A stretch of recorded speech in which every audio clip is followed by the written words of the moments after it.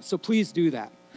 We're going to start today, though, with one of the best examples of a legacy media brand that is moving into the 20th century, 21st century. In the 20th century, represented probably the best case we had of the power of a media brand to change and impact culture, to become a North Star for a lot of social changes. So as we move into digital, and at the time, if you'll recall, those of you who are old enough to remember these ads, what sort of man reads Playboy? Those were the ads that for years spoke to two constituencies, both the advertisers but also the readers. They not only defined the market for advertisers, but they also in many ways were aspirational.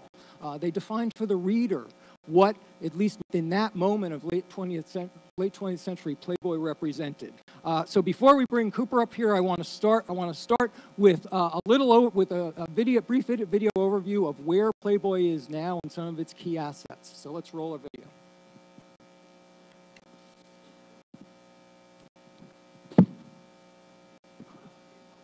Okay.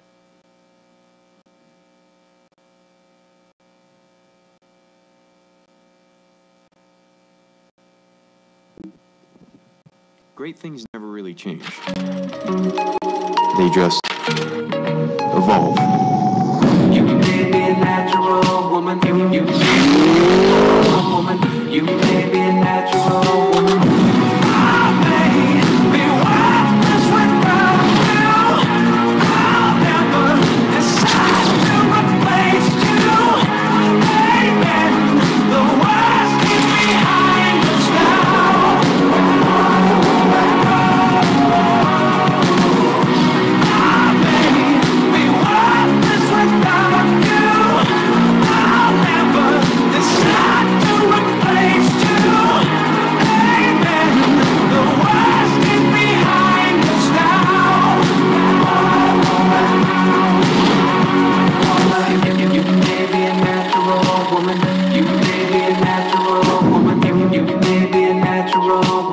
You may be a natural woman. 64 years of pushing and removing buttons, and we're just getting started. A lot of people joke about being somehow having the brand DNA of the company that they work for. In this case, it's pretty literal. Cooper Hefner is only the second chief creative officer at Playboy Enterprises. The first, obviously, was his father. He launched a media startup a number of years ago, Hefner Operations and Productions, which developed original videos and event content aimed at his own generation, millennials and Gen Y, before he moved back into the main Playboy fold. He now leads the effort to craft and maintain the Playboy brand as it moves into the next century. Please welcome Cooper Hefner.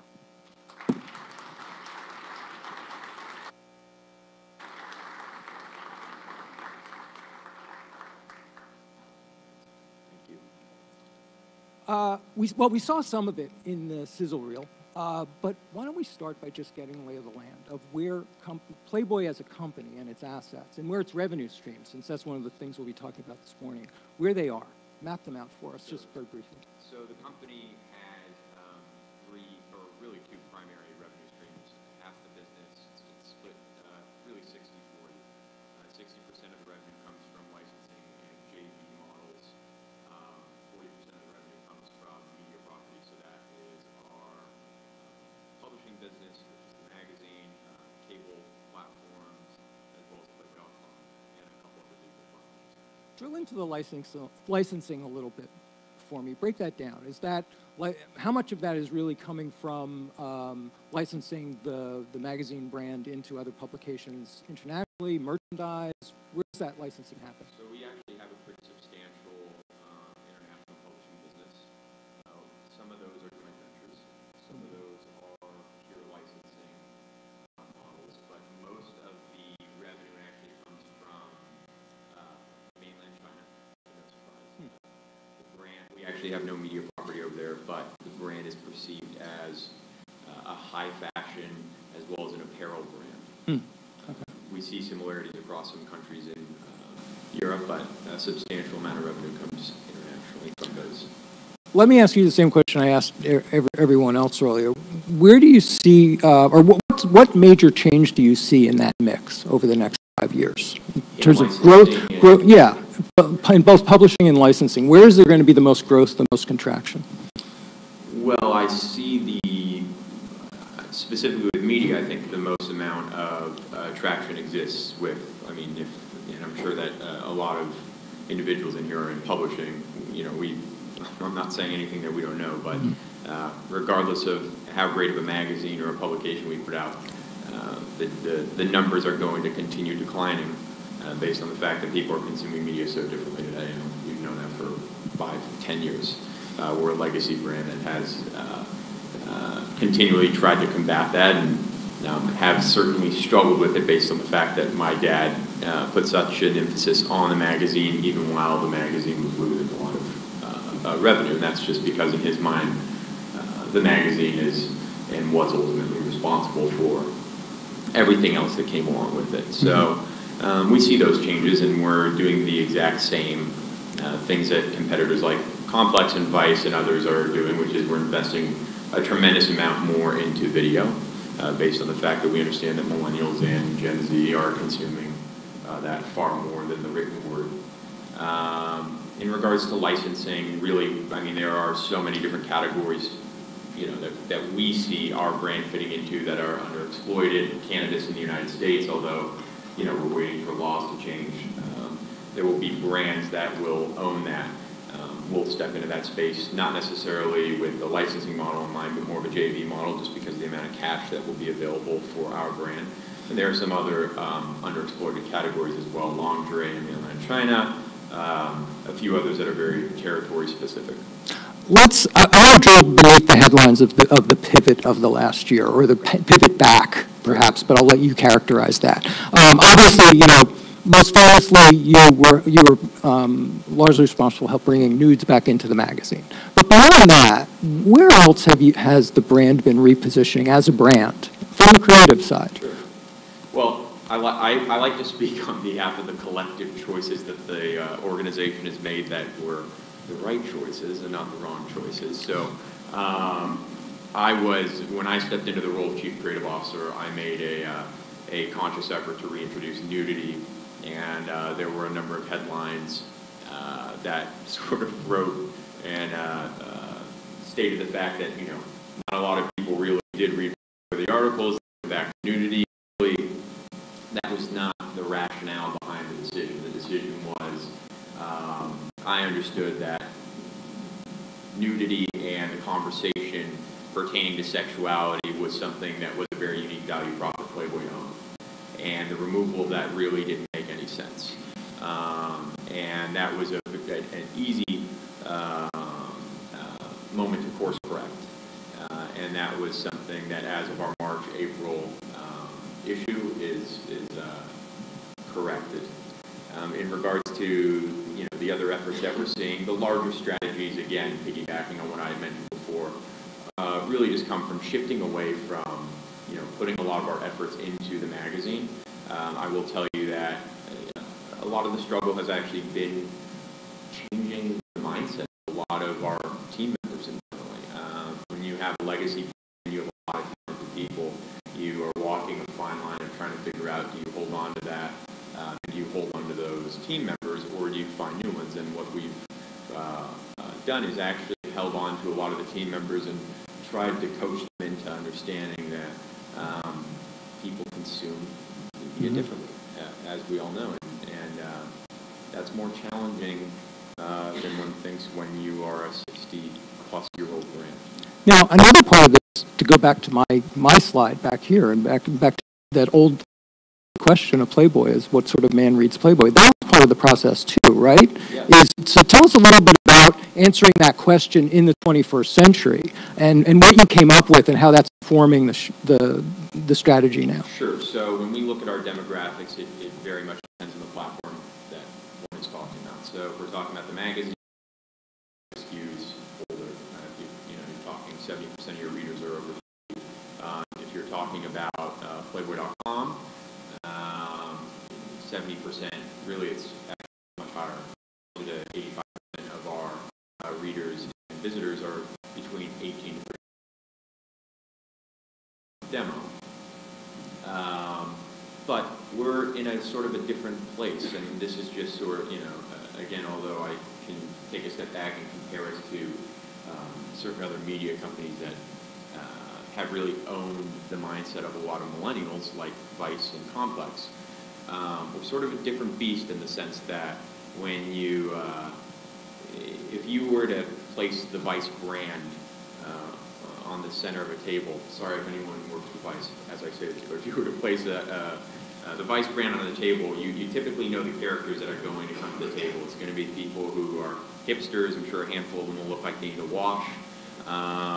If you put the Complex brand at the center of the table, you again will know the characters that you're bringing to the table, and that's going to be a group of folks that are young who are dressed in streetwear.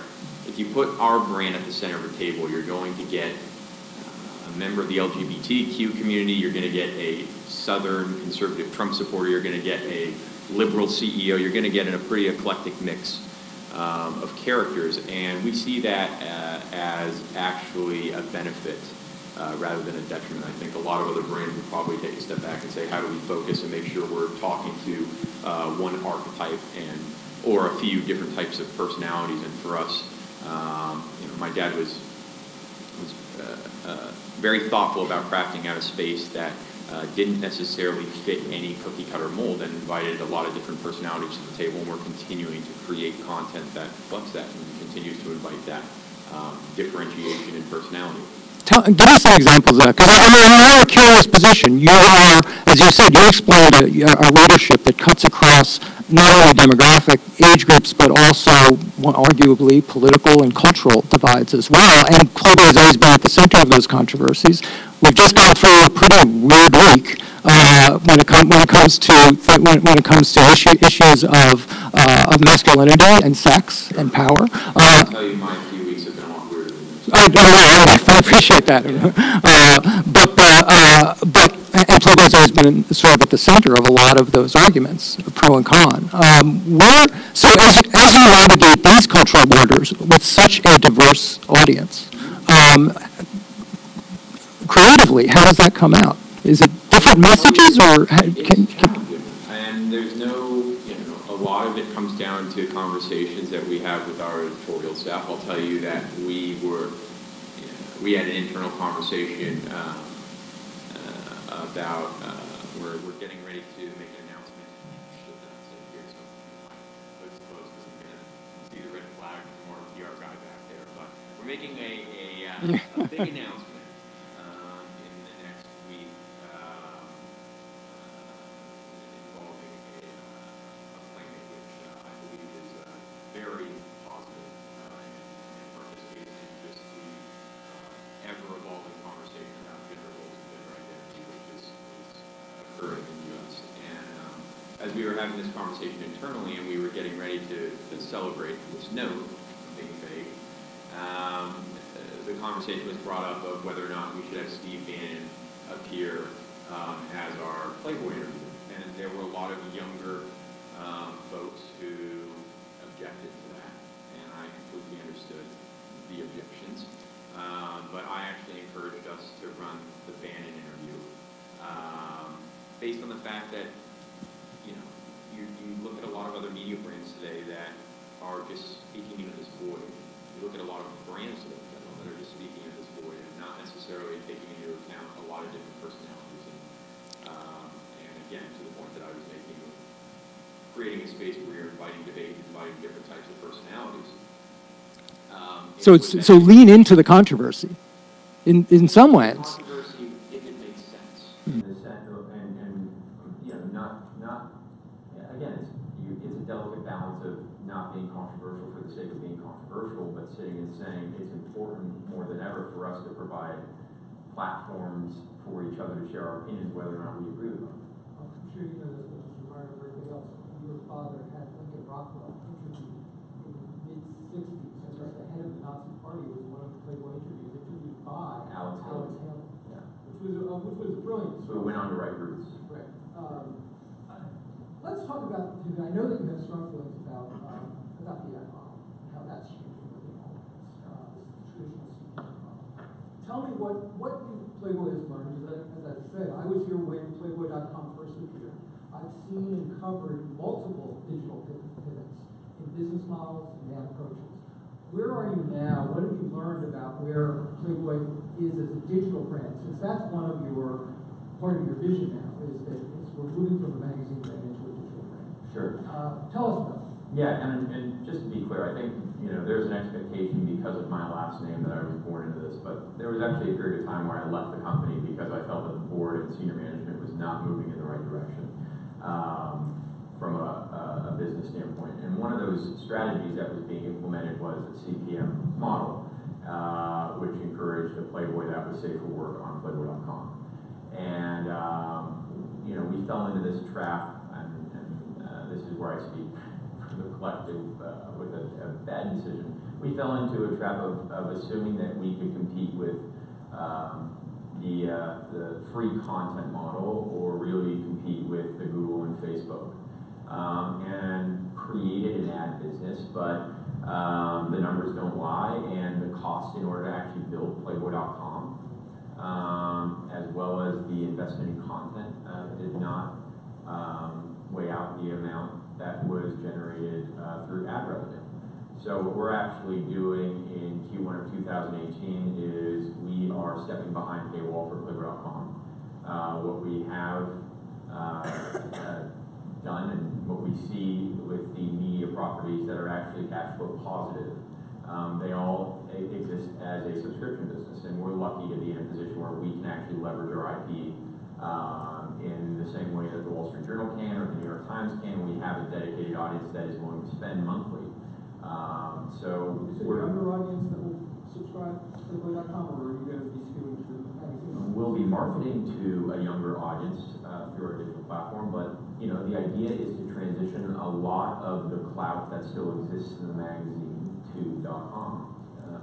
And again, we've been online for a long time, but the noise that the magazine makes in particular is a lot louder than anything that we would do on Playboy.com, and that's something that in real time the team and I are tackling. So I'm sorry to cut you off. No. Let's explore the new revenue model for the content outside of Playboy, the subscriber, the paywall. Sure. So you're saying the content that exists on safe work platforms? Right, and also you have other relationships. You're cultivating other JV relationships with brands. I'd like to explore some of those. That's right. So again, we're moving. If you go on Playboy.com today, what you'll find is something vastly different than what will be in 3 months. And this is actually the first time that we're publicly talking about it. But over the last 9 months, we've been building out Playboy.com and building out a content library to support this content business strategy shift. We'll still use social media as a means to talk to an audience. We'll create original content that is safe for work on those platforms. We interact with over 40 million followers on those platforms, so we understand the importance of those. But we're just never going to be able to generate as much revenue as we would behind paywall. And there was a collective agreement within senior management as well as at a board level that we would be more interested in creating content for individuals who really cared about our brand. The 1 million to 3 million, because this is going to be we're going to find actually our natural audience. But that individual is a lot more valuable than attracting 30 million uniques a month. Individuals who want to come to Playboy.com to read about the latest Frappuccino that's available in Starbucks. That person isn't somebody that we necessarily care about as much as somebody who is really dedicated and wants to interact with us because they want to play with one of you. So, but you're crafting relationships with major consumer brands to use your content with them. Yes, but we're not relying on the same ad model that we were. That's what I want to ask. What is the new model? Yeah, so the new model is advertising utilizing our social media platforms. But we're entering new territory here as a brand, not in regards to managing a subscription business, but in regards to executing a digital subscription business and really focusing on driving millennials who are not necessarily necessarily comfortable spending on content unless you're talking about Netflix or Hulu. So I suspect that a lot of our revenue initially is going to come internationally as we continue focusing our narrative domestically, but we'll be marketing to a younger consumer and leveraging our IP, and we're lucky to be a brand that falls into a space where people do feel that Playboy, and rightfully so, feels that Playboy continues to produce really quality content. So. Tell me about the social platforms and also the video strategy. Sure. You mentioned at the top, video is so important, but it's expensive. It's fragmented across in terms of distribution. When you think about the costly video strategy, both behind the paywall in merchandise, which I imagine still might be a piece, but also across the social platforms, what does a video strategy look like when it's cutting across all of those different channels? Sure. So this may seem like a really silly company for us to be compared to, but I oftentimes look at our business like Disney. Not in any sense of talking to the same consumer, but certainly the model of creating content, having experiences to support that content, and then having keepsake products that consumers go out and purchase. So those experiences, whether they're Playboy events or parties or clubs, find themselves in the content strategy. The product that we produce, either with licensees or joint venture partners, find themselves in video, our video strategy. That happens today, and it will continue tomorrow. But really, what I have really made a concerted effort to do is if really you take a step back and look at just the content strategy across the brand, you'll realize that really, if you go and interact with the brand, a year and a half ago on one of our pay-per-view channels, or interact with us on our mobile app, or interact with us on Playboy.com, or purchase the magazine, you'll find a very different brand narrative. And what I have consciously made an effort to do is consolidate and collapse the content team. So we're not necessarily looking at platforms as being unique content experiences, rather than just different opportunities for us to reach various consumers. So that's a shift. And again, may not sound that revolutionary, but if you were to peek behind the curtain of the business, you would find that that was a very challenging and pretty revolutionary step. So before we go to Q&A, and if you guys have questions, think about them. What's the biggest challenge over the next 5 years for Playboy? The biggest challenge for Playboy.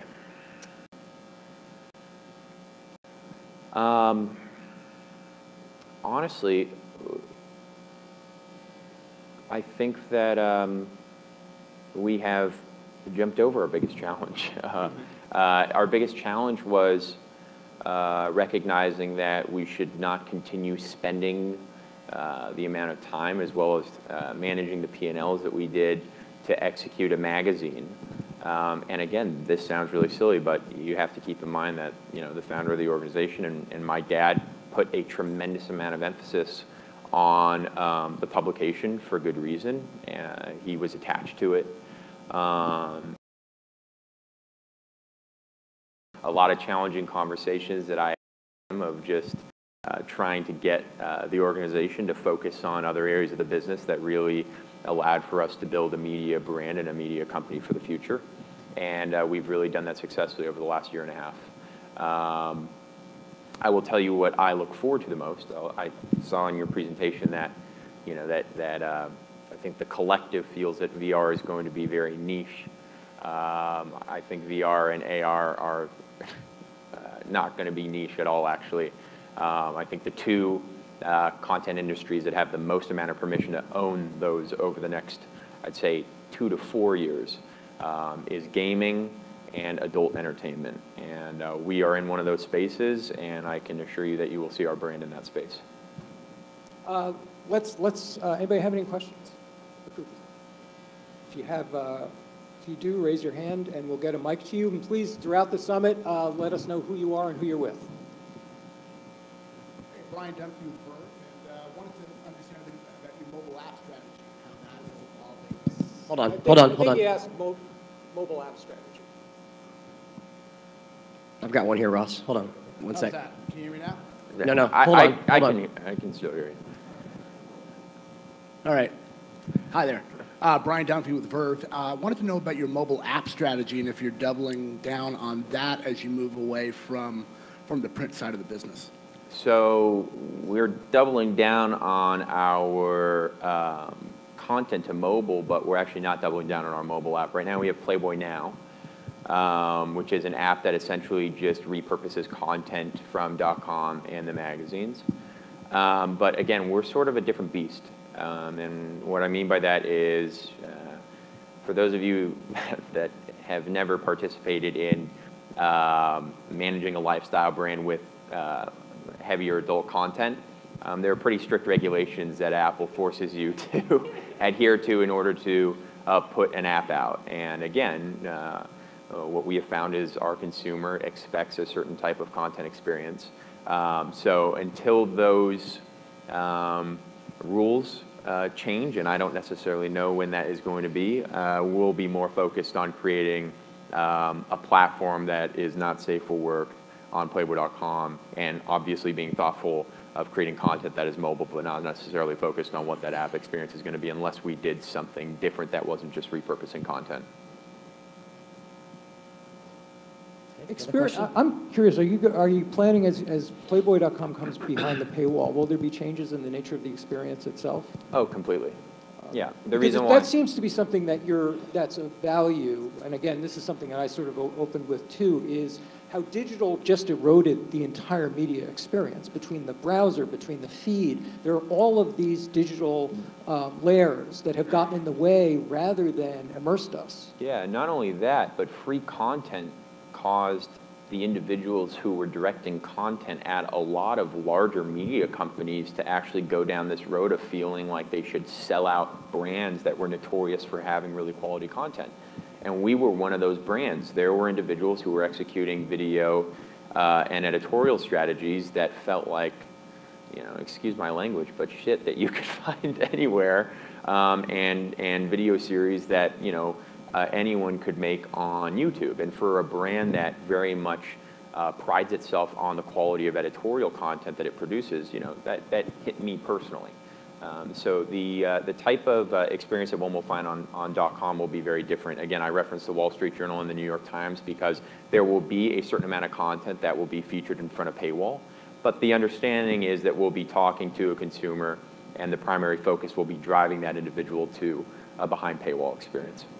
That's all in an ironic way. That's going back to the early days of digital, because when I started covering in 1996, 97, the brands that had subscriber-based models that were thriving and that I was reporting on their numbers, Wall Street Journal, Christian Science Monitor, Consumer Reports, New York Times, Playboy. Yes, and I will bet you, I'm taking a stab in the dark here, but I will bet you we will see other brands that have the ability to leverage their audience and their IP do that in the near future. I think Viceland is a failed attempt at that, although they tried to pivot to create a platform, and I think that was driven by Shane's passion for wanting to have a cable or a channel on television. Really, Viceland in a lot of ways is their premium space. It just is not built out to be sub-brand of, you know, their mobile and digital platforms.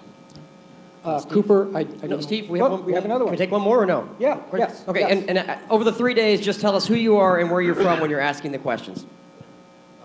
I'm David Grant. I run the business side at the aforementioned Christian Science Monitor. So thank you very much. We're also putting up a paywall in first quarter of next year. And I wonder, for your current print subscribers, are you bringing them along into the paywall? Do they get access to that by virtue of being a print subscriber? And how do you think about sort of the relationship between that print audience and the paywalled site? Did you talk to them at all about, do they use it, do they value it? How do you sort of think about moving those people into a relationship with you on the site as well? Well, you know, we get to rely on key franchises that our audience in the publishing space is very familiar with. I mean, the Playboy interview is one of those, 20 questions is one of those, the Playmate pictorials, the party jokes. So there's a certain amount of credibility that we have not actually taken on .com that we will take behind paywall to help sort of encourage that consumer to shift over. But I suspect there will be a pretty substantial, I'll just say, honestly, there probably will not be a tremendous amount of a transition from print to digital, just because you have a consumer that likes to interact with media differently. So, you know, Playboy has a pretty dedicated following in the print space, and we'll try our best to move that over to .com. But, you know, that's really why I had sat and prefaced with saying that we're really going to be talking to a younger consumer here. And that's who we'll be marketing to while being mindful of our, you know, legacy consumers. Cooper Hefner, I know you've had a very rough few weeks. We are very thankful you've been gracious enough to come. Our condolences to your family. Thank you very much for being here. Thank you very much.